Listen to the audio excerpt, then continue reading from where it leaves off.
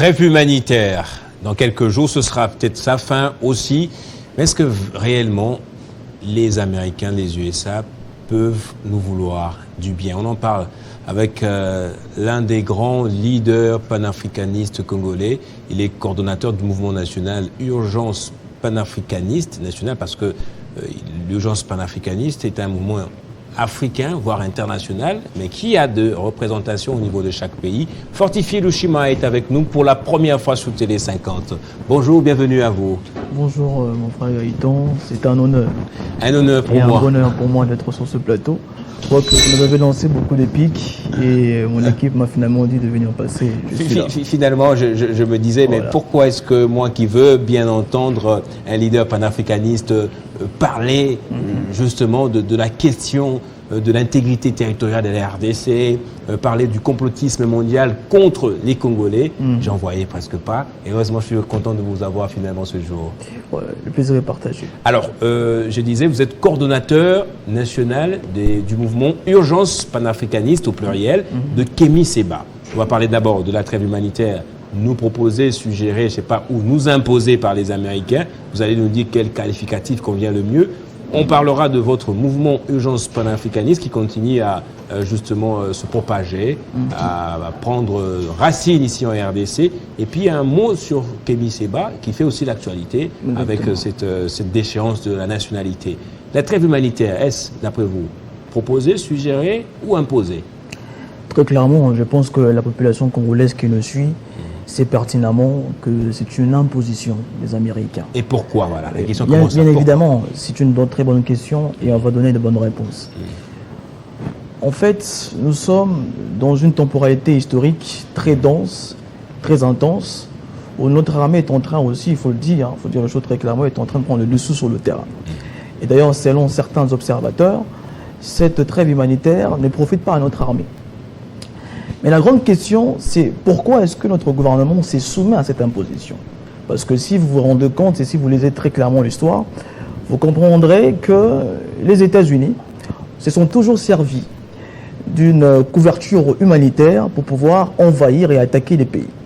D'ailleurs, raison pour laquelle je dis que la soumission de notre gouvernement à cette trêve humanitaire démontre la non-maîtrise de l'histoire et la non-maîtrise des enjeux géopolitiques. Parce que si on se réfère dans l'histoire, vous verrez que les Américains, d'ailleurs c'est le président Bill Clinton qui l'a fait en juillet 1994, les Américains en 1994 avaient lancé l'opération Super Hope.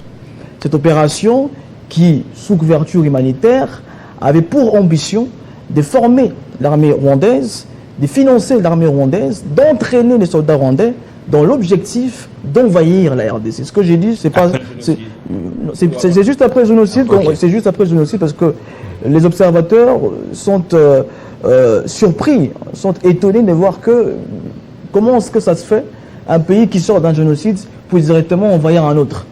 Donc forcément, il y a des forces obscures qui soutiennent cette armée-là pour pouvoir envahir un autre pays africain. Et l'histoire nous prouve cela. Je pense qu'aujourd'hui, il y a des documents, d'accord, qui prouvent ce que je suis en train d'avancer aujourd'hui. Le livre de Patrick Mbeko, La stratégie du chaos, les livres de Charles Onana, Holocauste au Congo. Si vous lisez ces livres-là, vous allez comprendre que les Américains, depuis très longtemps, en tout cas ça s'est fait au Moyen-Orient, mais aussi ici dans la région des Grands Lacs, ils utilisent l'humanitaire pour pouvoir attaquer les pays africains. Semer le désordre et les chaos dans des républiques. Bien évidemment, parce que en réalité, les Américains ont compris une chose. C'est d'ailleurs la stratégie occidentale dans ce XXIe siècle. Ils ont compris que le fouet ne marche plus. Parce qu'au XXe siècle, il fallait coloniser les Africains, il fallait les fouetter pour entendre. Mais aujourd'hui, ils ont compris qu'il faut se substituer en agent humanitaire pour pouvoir cacher les ambitions économiques et les ambitions impérialistes pour mieux attaquer les pays africains. Et aujourd'hui, la question que tout le monde se pose, c'est pourquoi est-ce qu'on accepte une trêve humanitaire qui ne nous profite pas? Parce qu'il y a 24 ans que le gouvernement a dit, d'ailleurs ce sont des informations officielles, que cette trêve en réalité est en train de profiter à l'armée et qu'aujourd'hui il y a un renforcement, un ravitaillement de l'armée rwandaise en personnel et en matériel, mais on ne comprend pas pourquoi on continue à se soumettre à cette trêve humanitaire. Une trêve humanitaire qui cache... Entre guillemets humanitaire en réalité. C'est de l'arbre qui cache un peu la forêt, qui ne nous profite à rien. Alors, d'après vous, le gouvernement de la RDC devrait avoir quelle attitude? Comment les États-Unis sont arrivés d'abord à nous amener cette trêve? Je pense que ça relève aussi quelque part de l'ignorance de l'histoire de nos acteurs politiques et du gouvernement de la République. Parce que depuis le début, en tout cas, de cette guerre, on nous a toujours proposé un narratif qui ne tient pas la route, un narratif erroné. Raison pour laquelle j'ai toujours beaucoup critiqué le ministre de la Communication, le porte-parole du gouvernement, Patrick Mouyaya, qui nous a vendu un narratif erroné. Parce qu'en réalité, ce n'est pas le Rwanda qui agresse la RDC. Ce n'est pas l'Ouganda qui agresse la RDC. C'est l'État américain qui nous agresse via le Rwanda, via l'Ouganda. Parce que si on ne comprend pas la géopolitique et la géostratégie de cette guerre, on n'arrivera pas à apporter des solutions qui vont sûrement nous permettre à régler cette situation. Mais malheureusement, comme nous avons des autorités qui ont peur, en réalité, de dire à la population que ce n'est pas le Rwanda qui nous agresse, que c'est l'État américain qui nous agresse, on se retrouve dans cette situation. Parce que, regardez, tenez un peu, parce que moi j'aime toujours me référer à l'histoire lorsque je me prononce sur cette situation. Vous verrez qu'en 2012, lorsque les troupes rwandaises avaient pris Goma à l'époque, vous vous souvenez, la prise de Goma par le M23, il a suffi d'un appel de Barack Obama pour que le M23 puisse se retirer de Goma.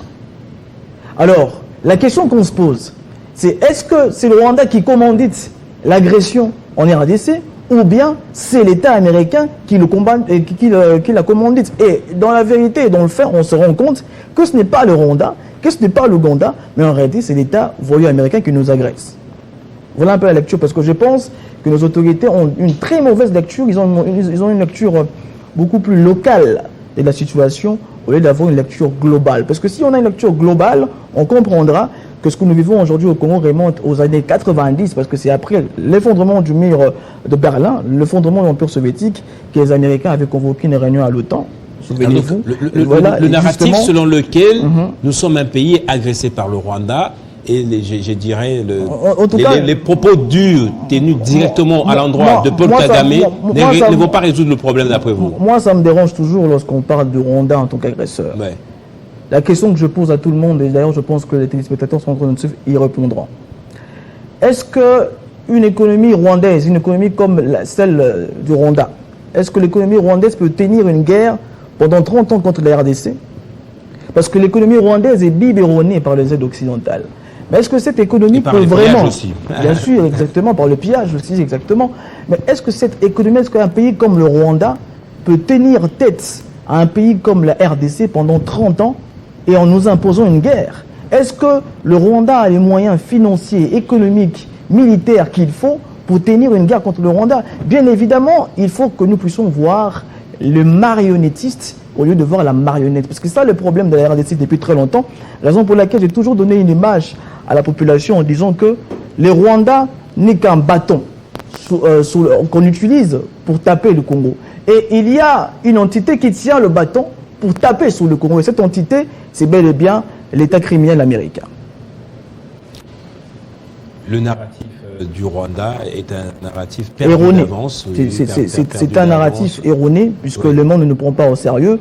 Quand vous dites que c'est le Rwanda qui agresse le Congo, on voit la superficie du Rwanda, on voit la superficie du Congo.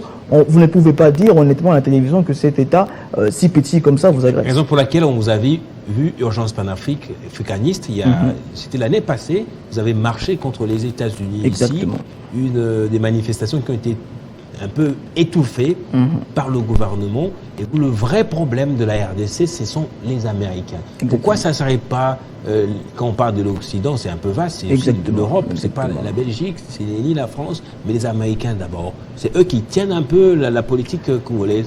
Mais ce sont les Américains qui tiennent en réalité la politique extérieure occidentale. Ouais. Puisque vous savez très bien que moi que sont les États-Unis qui dirigent l'OTAN. Les Camerounais, eux tous, c'est plus contre les Français qui se tournent. Bien sûr, parce que c'est la France qui est derrière le terrorisme au Sahel. Mais ici au Congo, il y a une vérité qui est réelle. Les Américains, raison pour laquelle je me suis référé à l'histoire de 90 pour vous faire comprendre que ce sont les Américains qui ont convoqué une réunion à l'OTAN pour envisager le monde dans les années à venir. Et dans cette réunion, il était question de cibler 2 régions qui pouvaient permettre à la sécurité américaine de vivre avec des minerais stratégiques. Et donc, ce que j'ai dit d'ailleurs, ça a été révélé par le colonel belge Luc Marchal, qui a explicité cela dans une émission avec Charles Onana. Donc, les Américains, depuis très longtemps, ont manigancé, ont comploté, ont formé, d'ailleurs, je dirais dans un temps beaucoup plus clair, ils ont fomenté cette guerre contre le Congo. Et d'ailleurs, je précise encore qu'en 95, parce que c'est important de rappeler l'histoire, qu'en 95, les Américains ont spécialement créé une multinationale appelée American Mineral Field Inc. Cette multinationale avait pour objectif de financer les 2 premières guerres que nous avons connues au Congo. Donc, je pense qu'il est incohérent de dire que c'est le Rwanda qui agresse le Congo, alors que nous avons aujourd'hui des preuves probantes qui prouvent que ce n'est pas le Rwanda, mais c'est plutôt l'impérialisme yankee. Alors, qu'est-ce que Urgence panafricaniste préconise actuellement? Et quel combat menez-vous à la fois contre cette situation dans l'Est et qui ne fait que connaître des rebondissements avec la trêve humanitaire? Je veux dire, aujourd'hui, le Rwanda, il vote pour la présidentielle. Ouais. Nous disons que notre combat est bicéphale. Ouais. D'ailleurs, notre combat, c'est la définition même de l'anti-néocolonialisme. Parce que le néocolonialisme ne peut tenir que s'il y a d'un côté les dirigeants occidentaux et d'un autre côté les dirigeants africains qui sont en collaboration incestueuse avec ceux qui dirigent le monde occidental. Et donc nous disons qu'il faut s'attaquer à 2 facettes de cette histoire. Il faut mener le combat contre l'impérialisme américain, en tout cas, et en même temps mener aussi le combat contre les dirigeants dirigés que nous avons qui n'arrivent pas à assumer leurs responsabilités. Puisque M. Gaëtan, lorsque je parle à la population dans la rue, il est très clair aujourd'hui que le peuple congolais a le sentiment que nous avons un président faible. Le peuple congolais aujourd'hui a le sentiment que Tshisekedi aujourd'hui représente une honte pour le pays de Lumumba. Le peuple congolais, lorsque vous lui parlez, il vous dit très clairement qu'aujourd'hui Tshisekedi symbolise les déshonneurs. Il symbolise une fierté nationale piétinée. Il symbolise l'indignité. C'est l'antonyme parfait de ce que doit être le garant de la nation. Alors, parce que, écoutez, je me permets de mettre de l'eau dans votre vin. Laissez-moi terminer parce que les gens sont en train de suivre. Ce peuple, il y a presque un semestre, l'avait voté pratiquement à 73%. Nous savons comment les élections se passent en Afrique. Nous savons que ça se passe à la politique. Vous risquez de parler comme Macron. Où les résultats sont... Il n'y avait pas de compromis à l'africaine pour ces élections générales de 2023. Allez-y, continuez. Écoutez, j'étais en train de dire qu'un garant de la nation, parce qu'il faut bien définir un garant de la nation, parce qu'on parle de garant de la nation sans en comprendre la quintessence. Un garant de la nation, c'est celui-là qui décide, au péril de sa vie, de garantir la sécurité à sa population.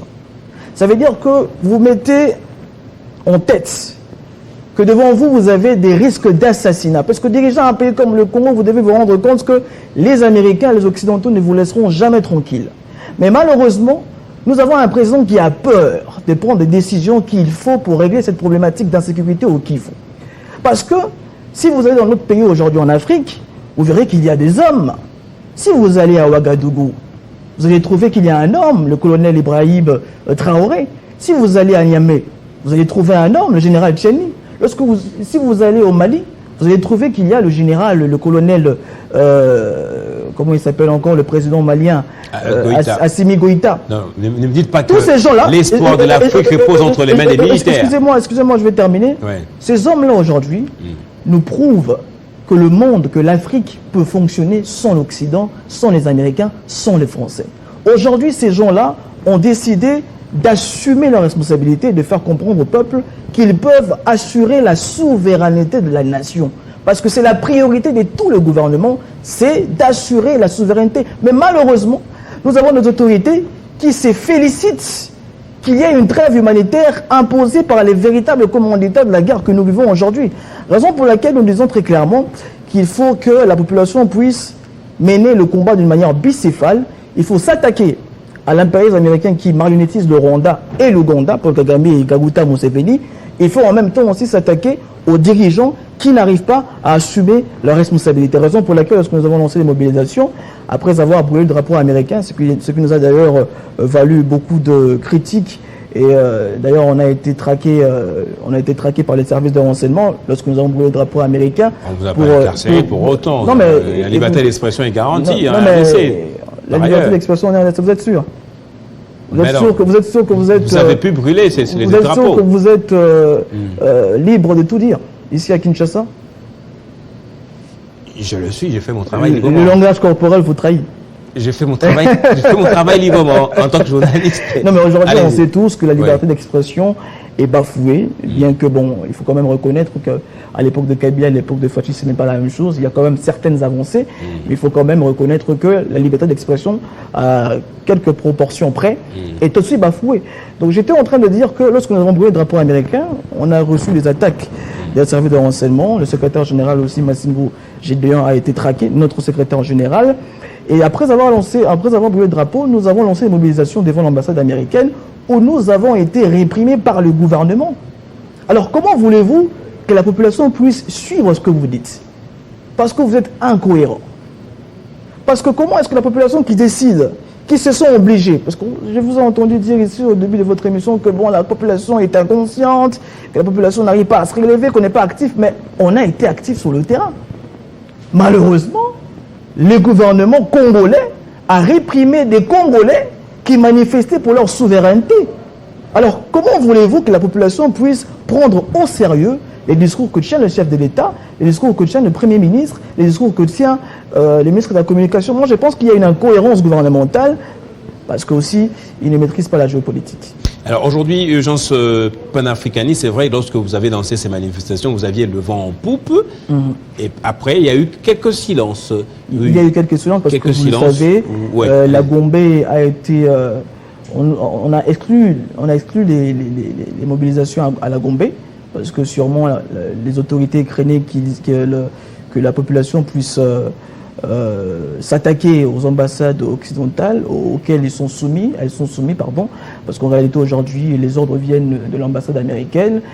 Madame Lucie n'a qu'à appeler le gouvernement pour que le gouvernement puisse rapidement réprimer la population. Protège des chancelleries. Écoutez, lorsque la population se rend compte que ces chancelleries sont en train de nous agresser, mais à un moment donné, il faut laisser la population le moins de s'exprimer. En Iran, lorsque les Iraniens se sont rendus compte que les Américains étaient derrière, les agressions contre l'Iran étaient derrière, le Shah était derrière un gouvernement dictatorial en Iran, les Iraniens se sont levés pour pouvoir combattre l'impérialisme américain et le gouvernement avait même encouragé les mobilisations en place. Mais malheureusement, nous faisons face aux autorités soumises qui n'arrivent pas à prendre les décisions comme il faut. Alors, on va parler rapidement des urgences panafricanistes que vous dirigez ici en RDC. Le mouvement se porte comment? Est-ce que, à ce stade, vous recrutez aussi? Et est-ce que votre message est bien assimilé et bien compris par les Congolais? Ce message qui est tourné essentiellement contre la communauté internationale, et pour le cas de la RDC, c'est contre les États-Unis. La population comprend de plus en plus le narratif que nous propageons, raison pour laquelle il y a de plus en plus de gens qui nous suivent, de plus en plus de gens qui nous écrivent, de plus en plus de gens qui viennent à nos mobilisations, de plus en plus de gens qui soutiennent le combat que nous menons sur le terrain. Et donc aujourd'hui, nous avons ouvert le porte à tous les Congolais qui veulent manifester avec nous, qui veulent marcher avec nous. Aujourd'hui, nous avons une antenne au Nord Kivu, à Goma.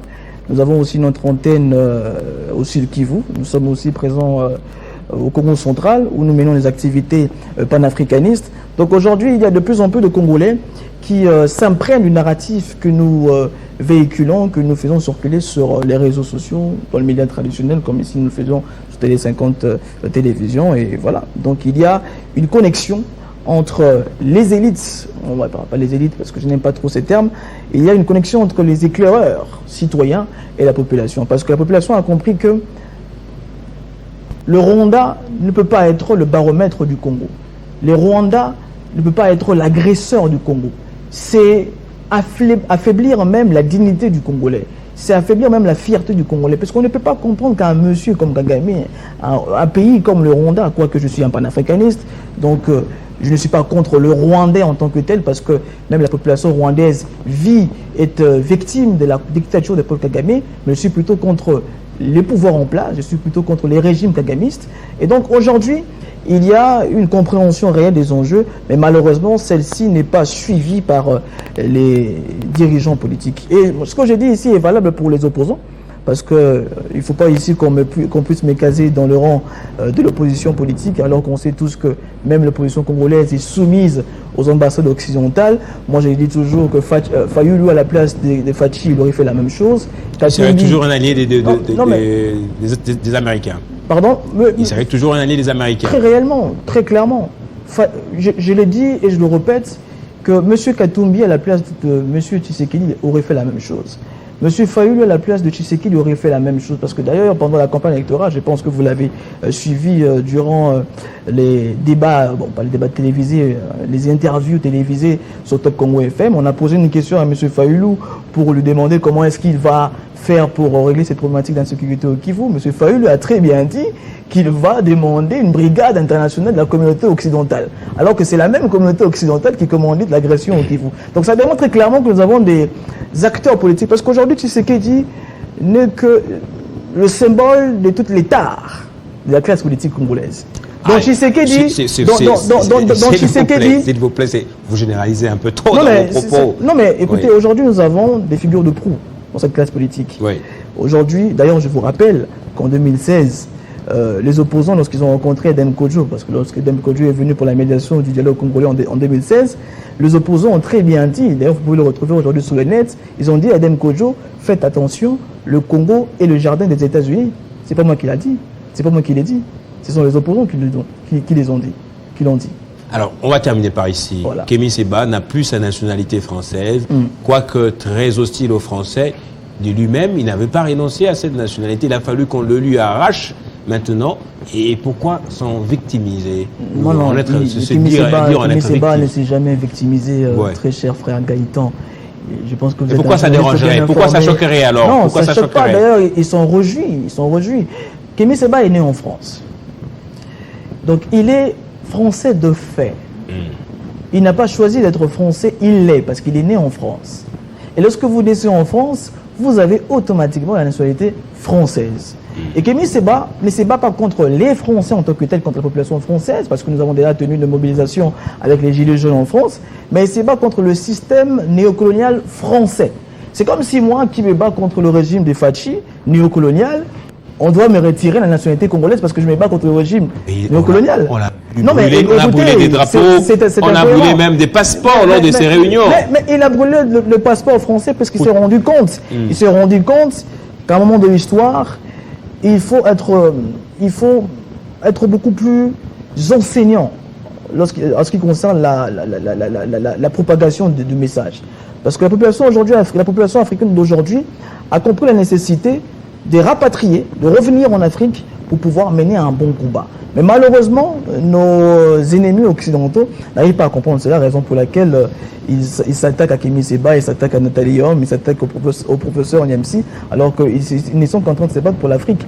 Donc il faut comprendre que Kémy Séba ne se victimise pas, mais il dit plutôt qu'il est aujourd'hui content d'être appelé béninois que d'être appelé comme avant franco-béninois. Merci à vous, fortifier le chemin d'être passé. J'espère que ce n'est pas la dernière fois. Mais en tout cas, j'aimerais rapidement, un dernier mot, j'aimerais qu'on puisse mesurer la gravité de la situation.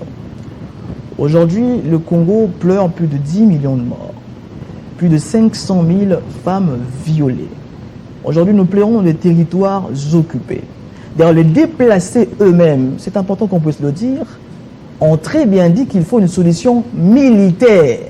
Ils n'ont pas besoin d'une solution politique parce que ça n'aboutit à rien. Rappelez-vous, rapidement, un petit rappel historique.